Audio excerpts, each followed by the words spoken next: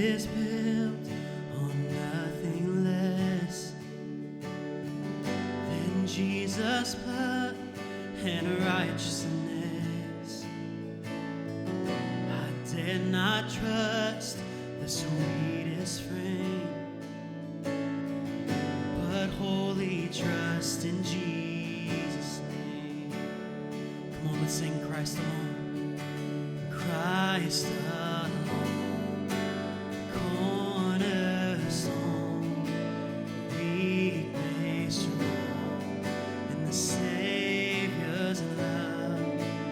Through the storm, He is Lord, Lord of all.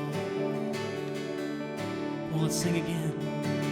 Christ alone, cornerstone, weak made strong in the Savior's love. Through the storm, He is Lord, Lord of all. Christ alone, cornerstone.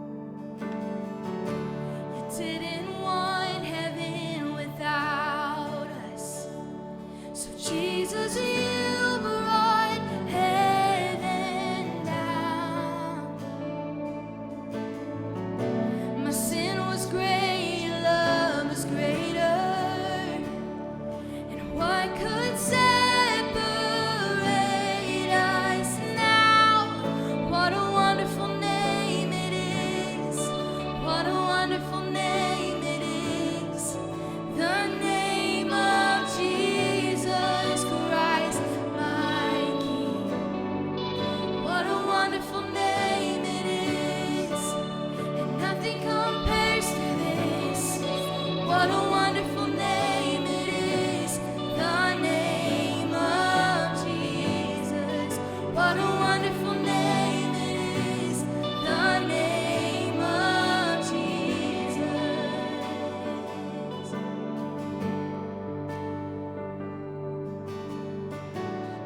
Oh, how beautiful. Oh, how worthy. The name is powerful. Your name is healing. Your name is victorious. It's our strong tower.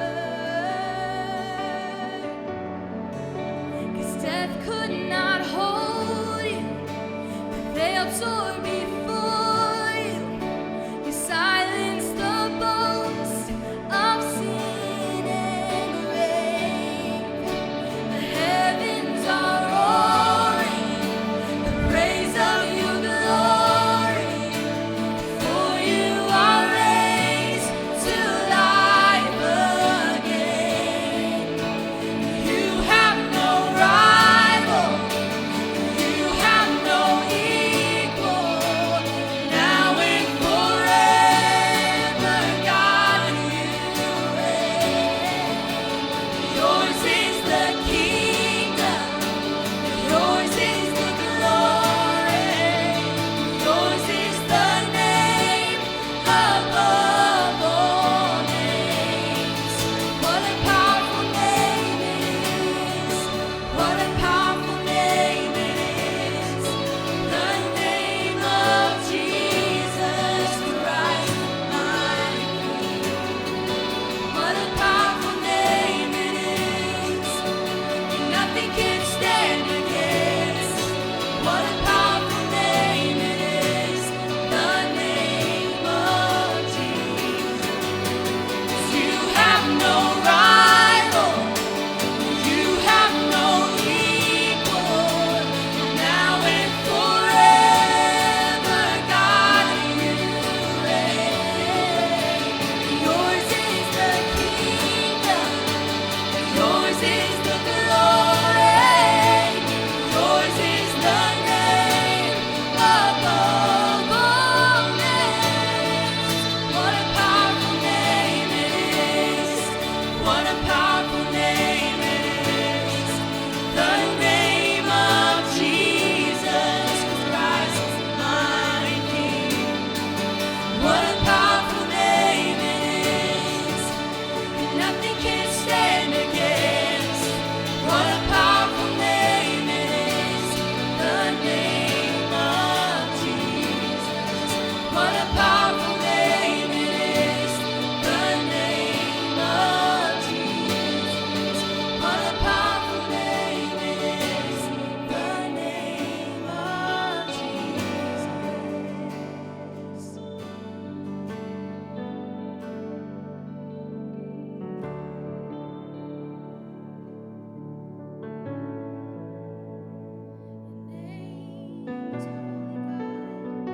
Your name is holy God.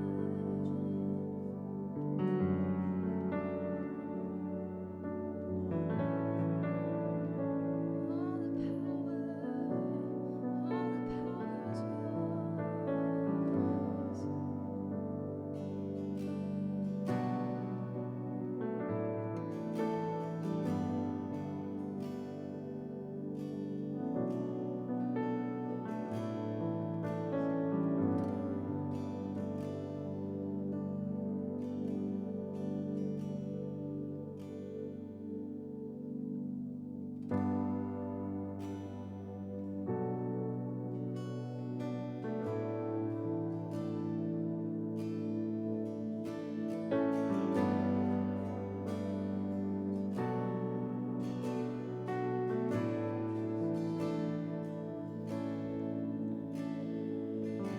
This is holy.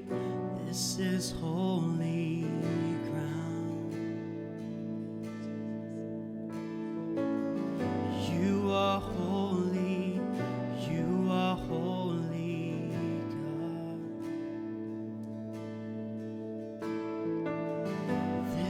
is holy. This is holy ground. You are holy. You are with me now. And I'll wait upon you now. Lord, I'll wait upon you now. Let your presence fill me now. God, as I wait upon you now. This is holy. This is holy ground. God, you are holy. You are holy. You are holy, God. Oh, this is holy. This is holy ground. You are with me. You are holy. You are with me now.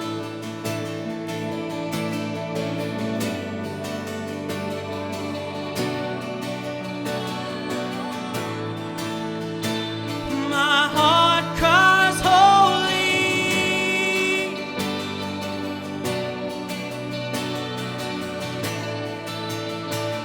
My heart cries holy. This is holy. This is holy ground. You are holy. You are holy, God. This is holy. This is holy ground. God, you are holy. You are holy. You are with me now. And I'll wait upon you now. Lord, I'll wait upon you now. Let your presence fill me now.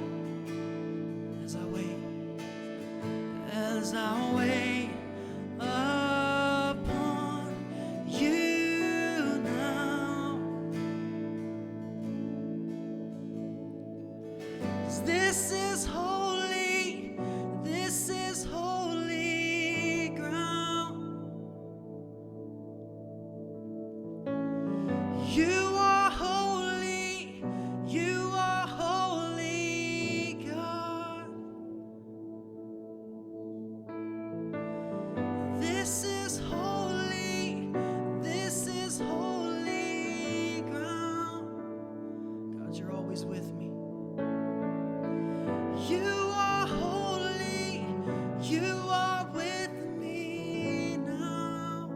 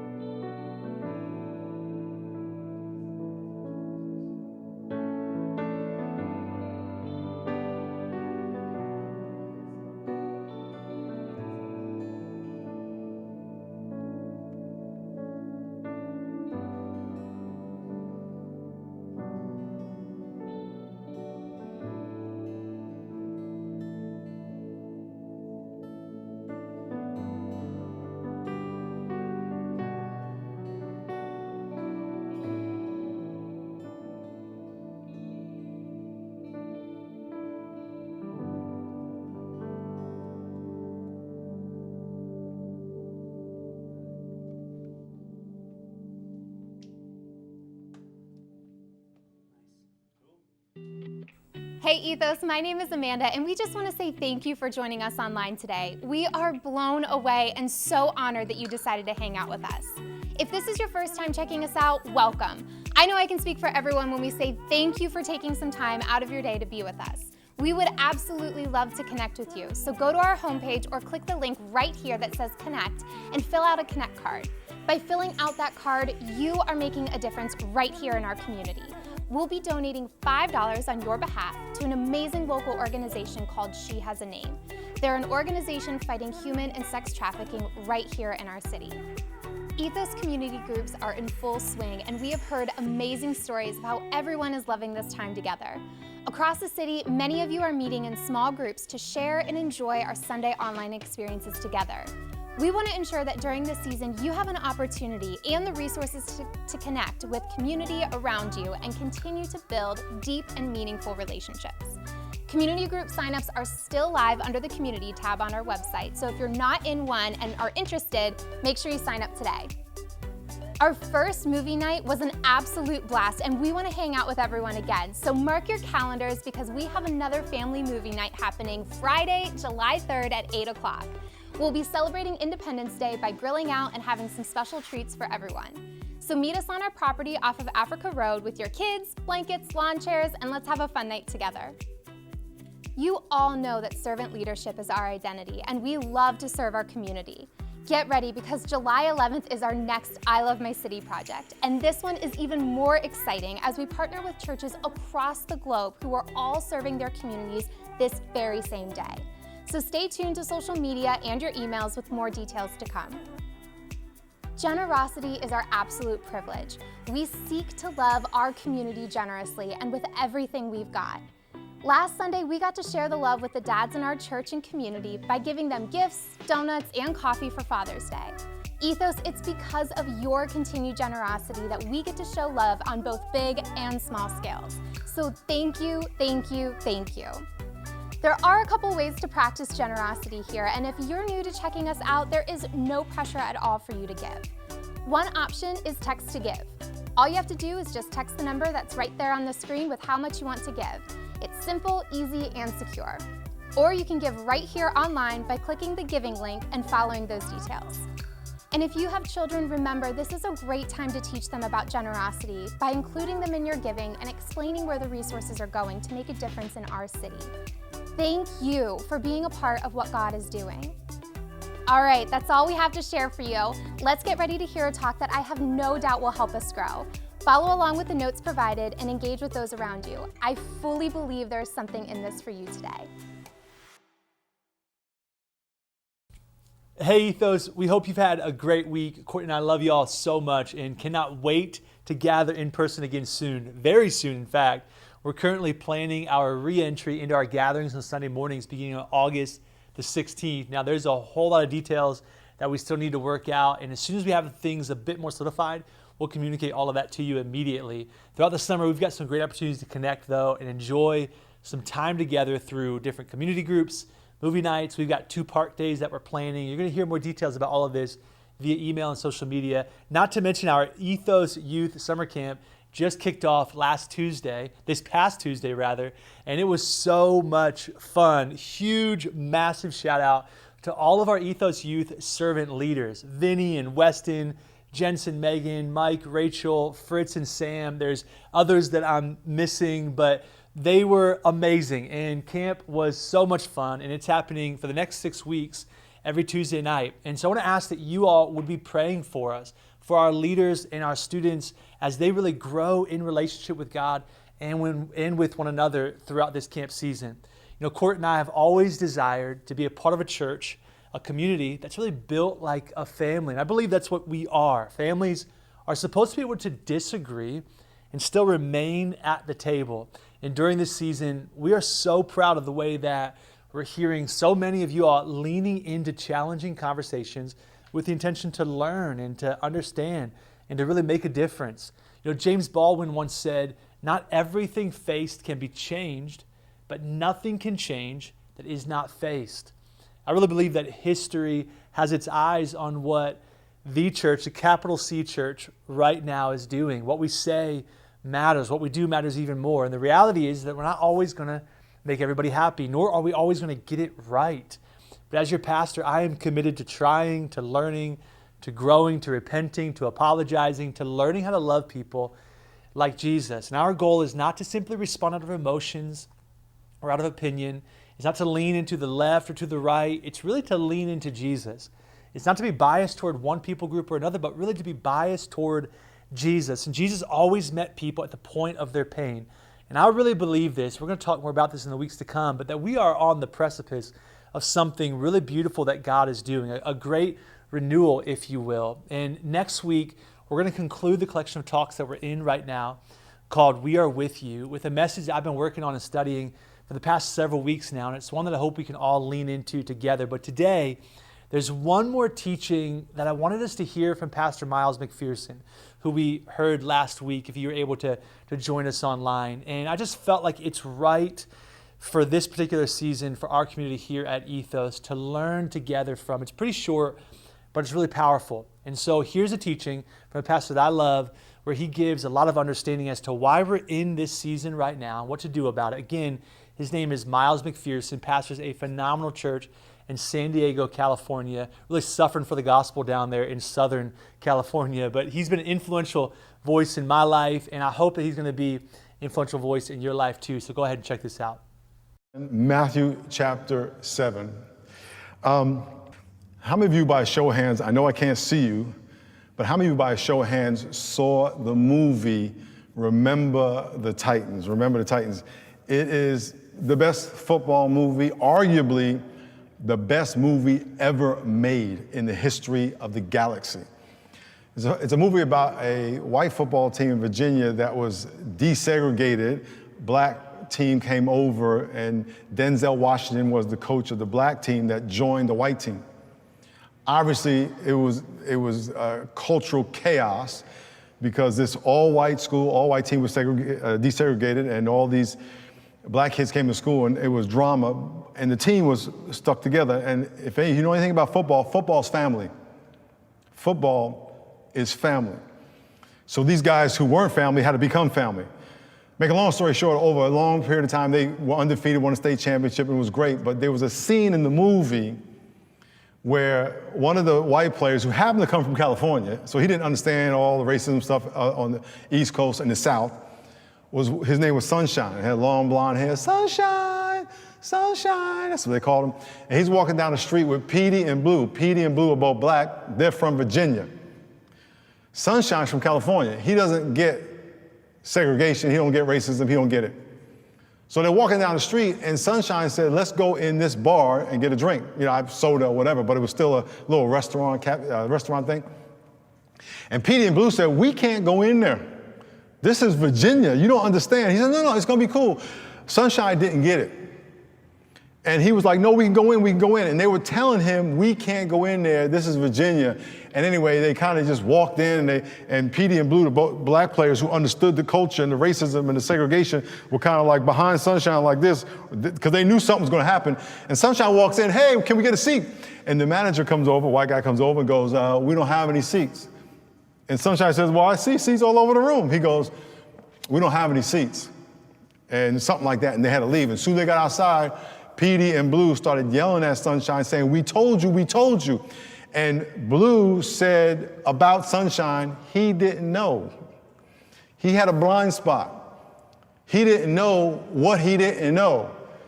Today I want to talk about blind spots. A lot of people can make comments about people of different ethnicities, of different backgrounds, of different cultures. And a lot of times we say things that we don't even know what we don't even know. And we're offending people and we don't even know it. And it's very important for all of us to understand, if we are going to walk in harmony and honoring and exercising the third option with people, where we honor what we have in common, we're going to have to acknowledge that we all have blind spots. There are things about other people that you don't know what you don't know. If you do a review from last week, I talked about that everybody has an in-group or multiple in-groups and out-groups. Men are a group, women are a group. I'm an in-group for men, but I'm on the out-group of women. And whatever you have about your in-group, you understand your in-group. You understand the variations of the people in your in-group. I can look at football players and I understand the variations of football players, but baseball players, I don't know that well. Same thing with black versus white. I understand black people a lot better than white people because that's who I've hung out with, that's what I am. But by definition, you are ignorant to a lot of the things of the people in your out-group. Those are blind spots. You don't even know what you don't even know. And so it's very important for all of us to understand we have blind spots about people in our ethnic out-group, by definition. And if you understand that, it'll help you be a willing learner, a humble listener. If you take a humble position that I know there's things I don't even know. Look at Matthew chapter 7, verse 1. Matthew chapter 7, verse 1 says, "Judge not that you not be judged, for with what judgment you judge, you will be judged, and with the measure you use, it will be measured back to you. And why do you look at the speck in your brother's eye, but do not consider the plank in your own eye?" In other words, you're trying to look at some little splinter in someone else's life, but yet you got this forest growing out of your face. And then it says, "Or how can you say to your brother, let me remove the speck from your eye, and look, the plank is in your own eye? Hypocrite, first remove the plank from your own eye, and then you will see clearly to remove the speck from your brother's eye." Another way of saying it is that your blind spot is the gap between the intent of what you say or do and the impact of what you say or do. What you need to understand is that you can be racially offensive and not necessarily be racist. And what I mean by that is that you may not have racist intent in your heart, but the impact of what you do is offensive. Perfect example, when someone says, "Hey, I don't see color." A lot of people say that. But one, it's a lie. You do say it because the only time you say it is when you're looking at or talking to or about someone of different color than you. So obviously you see it. I know a lot of people say, well, what I'm trying to say is that I treat everybody the same. That's your intent. But the impact to people of color is, at least to this one, and a lot of I know, is that you are saying you ignore what all this is. You ignore the burden of what this carries and what comes with having this color. And so that's a blind spot. My intent is to build bridges, but my impact is that I'm actually creating offense. I want to read something to you from my book. I have 2 chapters. This is the only subject I have actually 2 chapters on, is blind spots, because I think it's so big. If you can get past this and realize, man, there's a lot I don't know. And by the way, you'll learn the rest of your life. I'm 60 years old, and I just learned the day George Floyd was killed, more clearly, the nature of the burden of racism in my life all my life. I never saw it as powerlessness. I know that, but I didn't put that word on it. You're going to learn the rest of your life, and if you have a humble heart to always want to learn and never get to where I know, I'm not this, I'm this, your blind spot is what's going to get you in trouble. But if you are willing to learn, I'm going to read something to you, because some of these may hit you. I have 9 of them in my book in chapter 6. "I claim I don't have a racist bone in my body, but resist letting certain people get too close to my family." In other words, I'm a root for you on the football team, but don't date my daughter. That's a blind spot. It's a blind spot. "I claim all people are equal, but in my heart, I believe my ethnicity is superior to others." I wonder how many of you always want to invite your friends over your house, but you ain't going over their house, right? And by you having them at your house, you think we're good, but not good enough for you to go to their house. That's a blind spot. "I claim all people are equal, but I feel and act inferior to certain people because I have internalized the views of my critics." I wonder how many of you out there are calling yourself names that your critics call you, or you're living down to what your critics say. That's a blind spot. "I resent being the victim of discrimination and stereotyping, but I have no problem doing it to others." That you have no problem saying, listen, I'm not going to stereotype you, but I can do it to others as long as it's not done to me. I claim all people are God's children, but treat some like they belong to another family. This is probably most prevalent seen in the church. Because in the church, we say, oh, we love everybody, and everyone's part of God's children, yet 97, 96% of churches are segregated. I ain't going to that church. I was talking to a guy who, a very successful, if you will, white man, and we were talking about this very thing, and he says, I wouldn't even go to a black church if I went into a black church just to be there, I would want to have to get out as soon as possible. And yet he will say he's not a racist. He has a blind spot, right? He has a blind spot. And he said he would feel like, these people would be saying this about me, and yet we're all God's children. There's a disconnect there between those two things. I am an unintentional participant in a bigoted system, so I am insulated from the guilt of the bigotry. We all agree that media is biased. All media is biased. And when you watch, whatever media outlet you watch, they all have a slant and they make their money on division. That's the fact about them. So once you choose one, there's some bias to it. But you can't assume innocence if you are buying into their bias as though it's not yours. Just as long as you're aware, and my encouragement to you is to watch several media outlets and get all the different perspectives and then pray, Lord, reveal to me what you want me to know. But if you're watching one, for an example, one media outlet or one school of thought, and you're saying, well, I'm not guilty because that's them. No, it's you now. Number 8, I claim that because racism doesn't impact me, it doesn't exist. Or at least to the degree that many people say it does. Some people think, well, it's not, I don't feel it, so it doesn't exist. There was a white couple who adopted a black kid. They were getting ready to adopt a black kid. And they were always around white people, and they were, pretty around their racial in-group all the time. But yet they were gonna bring these 2 African-American kids in their family, which is fine, I don't got a problem with that. But they were assuming that because we don't have racism in my life, it doesn't exist, so my kids are gonna be fine. And another black couple came to them and said, are you ready for what you're gonna get? And they said, well, it's gonna be fine, because their world was fine until they brought these kids. Then they found out about all the racial bias in their friends and family. But they previously thought, well, if I don't experience it and I don't talk about it, then it doesn't exist as bad as what you say, because I don't experience it. Don't be deceived that what your experience is the reality for everyone. And then the last blind spot, and this is probably the worst one of them all. I don't have any blind spots. You may think, I'm good.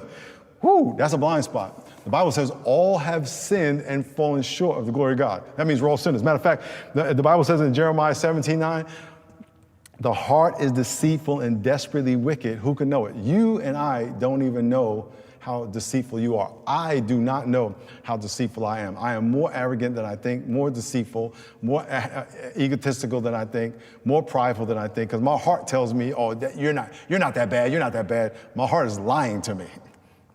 Your heart's lying to you. So if we stay humble before God and say, God, I don't know why those people are doing that, but I want to know. What am I missing? I have these opinions about these people. What do I know?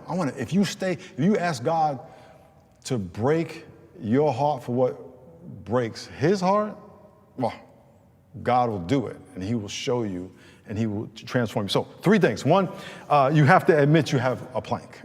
Admit there is a plank in your eye. I mean, I just read a bunch. You just say, Lord, I have blind spots. In other words, I don't know everything. Social narrative is the story that shapes how you see the world. You were born to a specific family, in a specific hospital, in a specific neighborhood, with a specific school, with specific friends, relatives, pain, pleasure, blessings, and curses, in the sense of bad things in your life. And all of that information shapes how you see the world. It informs how you interpret the news. It interprets how you see other people, what you think about other people, what you've heard, and all that data that you've received from your environment will shape how you see. It will develop a prescription for how you see everything. If I take this off, everything's blurry. But if I put the prescription on, it brings everything into focus for me. Your social narrative is the story that shapes how you see the world. Every single one of you was born into a specific family, neighborhood, school, friends, pain, pleasure, blessings, and curses in the sense of bad things in your life. And all that information was input into your brain, into your heart, and it determines how you see the world, how you interpret the news, how you interpret those people, what you think about those people, and what you think about yourself. And that social narrative developed a prescription through which you see everything. The problem is you are one of 7 billion people or so, and there are 7 billion social narratives. Arrogance says my social narrative and my perspective is the right one. That's a blind spot. It's a blind spot to think that 7 billion people are wrong and you are right. It's the right thing to do is say, Lord, I admit that there's a plank in my eye. I admit there's things I don't know. Number 2 is that you have to understand the nature of your plank. In other words, what has your social narrative taught you? Do you understand what you think about those people? Have you ever really thought about what it is and why it is? I was in a restaurant. My wife and I were in a restaurant in an upscale neighborhood. We do vacation. That's the one thing we invest in is our time together. So we were in this, nice neighborhood here in California along the beach, and this white kid comes over to us, and good-looking kid, very well-spoken, very polite, and I had an assumption about him. But based on my social narrative, I had a conversation in my head about what I thought about him. Came from a rich family, he's up here in a rich neighborhood, his parents got him a job. These were all assumptions in my head. Now, if you were here last week, I talked about having a race consultation in your mind, that when you see somebody, you automatically make assumptions. Your brain goes there even before you can think about it, but you need to suspend those thoughts until you gather information. Okay, you may see somebody, oh, that's a black person. You can't not acknowledge that, but then suspend your conclusions until you talk to them. So we started talking to him. He's a great kid. I couldn't stop talking to him, even though he was trying to serve us. And I said, hey, what do you do? He says, well, I'm training to go into the military. I said, how do you train to go into the military? He said, well, I'm working out with some Navy SEALs, getting ready to go into the military. He had run track in college. He went to Arizona State, and he was going to go into the Navy as an officer. And I was like, man, you're an amazing kid. You're a servant. You're respectful. You're polite. You're in shape. You're on track. And I said, man, I want to write your parents a note.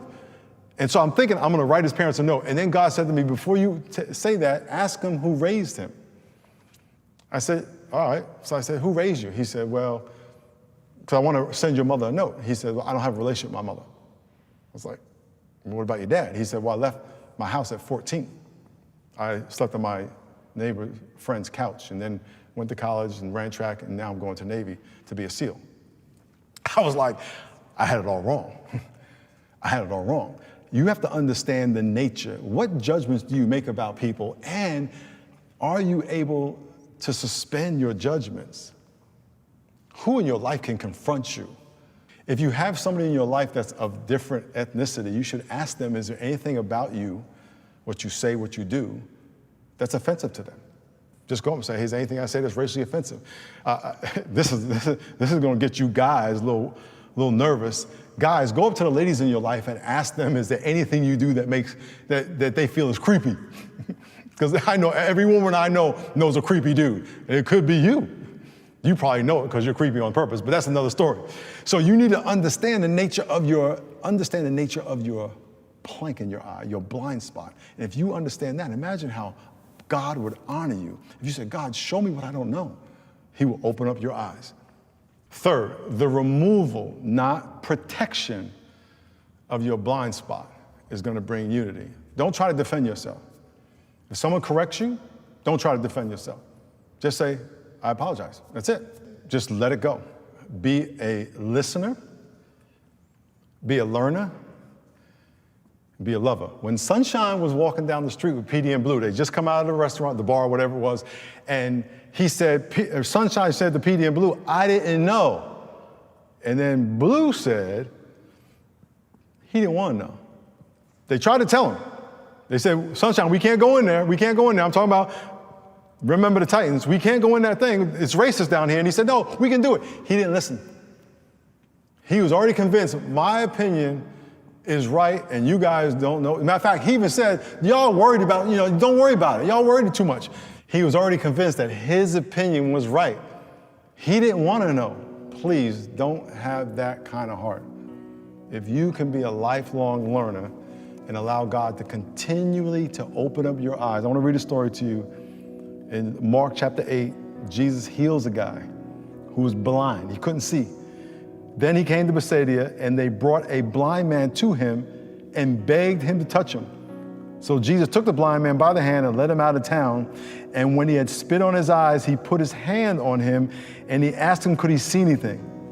He said, he looked up, and he said, I see men walking like trees. I see men look like trees. And then he put his hands on him again and made him look up again a second time. And he was restored and saw clearly. God has to touch us over and over and over again. Don't think you got one black friend, you got one white friend, you got one Italian friend or whatever it is, and you know everybody. No. That's a blind spot. That's a blind spot. Let God continually to open up your eyes, give you clarity about who you are, about who they are, how similar you are. The enemy wants to rip us apart, but there's a third option, and we have to honor what we have in common. And I want to pray today that we really repent of any pride that kind of draws us away from one another, whatever that may mean to you. Let's agree together in prayer right now. Heavenly Father, we thank you for the moments that we've had today to really lean into your word, to lean into your truth. And God, we ask right now that whatever is or has caused us to refrain from leaning into everything that you are calling us to, we ask that you would strip that from us. God, we ask for a humble heart, that you would in so many ways reveal your love, your compassion, your empathy, and everything that you want to show people, that you reveal that to us so that we could love people well. We continue to ask that you would create within us a heart of unity and really a passion to make a difference and to make you known in our community, our neighborhoods, our city, and our world around us. In Jesus' name, amen. Hey, if you are listening or watching us today and you need prayer for anything at all, maybe you want to recommit, rededicate your life to Jesus, or make a fresh, brand new commitment, a decision today to follow Jesus, we want to give you the opportunity right now. In fact, you can simply click the live prayer button on your screen or go to our website if you're watching us somewhere other than our website. Go to ethosoh.com and click on the button that says connection card and fill that out. We'd love to get in touch with you, give you some resources, some material to kind of help walk you in this journey with Jesus. Most important decision you'll ever make is to say yes to Jesus, to place your faith in your life in Him, to say, hey, I know I can't do this thing on my own. I've made some decisions that I'm not proud of, that I recognize are sin, and I don't want to carry that shame around with me any longer. And I want to commit my life to Jesus so I can be forgiven by Him. Today's your day, and we want to let you know how proud of you we are. We really want to walk in this journey with you too. And again, if we can serve you in any way, if you have a practical need in your life and we can serve you, let us know. There's another button on our website under the resources tab called Care Card. Click on that, and we'd love to know how we can help you in whatever way. We really want to be a part of meeting practical needs in people's lives. Don't just want to talk about love. We actually want to demonstrate what love and service really looks like. And then lastly, we've created some resources on our website specifically for this season. Go to ethosoh.com/equality, and there's some great books, articles, resources for parents as well to talk through with your children. And we'd love for you to check that out. Ethos, we are in this thing together. It's not just something that we say. It's not just some catchphrase that we hang our hats on, but that's literally the way in which we want to live our lives and build this community around. We love you so much, and we'll see you all again soon.